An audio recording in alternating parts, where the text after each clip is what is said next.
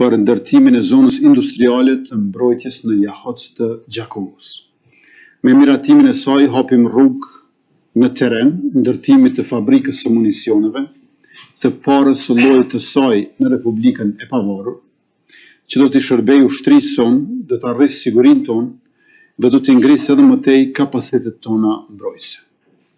Këtë vendim edhe më të veçantë e bën fakti që po e miratojmë pikërisht në ditën e forcës.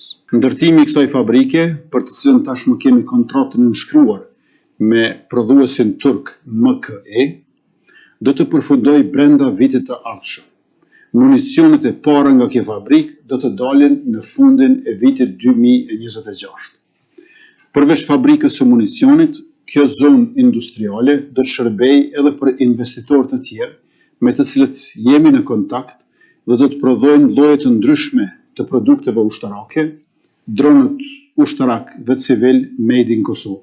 Mbi 430 milion euro blerje të armatimit në këtë mandatin e parë janë shënuar. Në mandatin tonë të radhës do të investojmë mbi 1 miliard euro në mbrojtje. Duke rritur ushtrinë, e sigurojmë Republikën. Duke ngritur forcën e sigurisë së Kosovës, e forcojmë partneritetin me aleat, urime të gjithëve dita e forcës.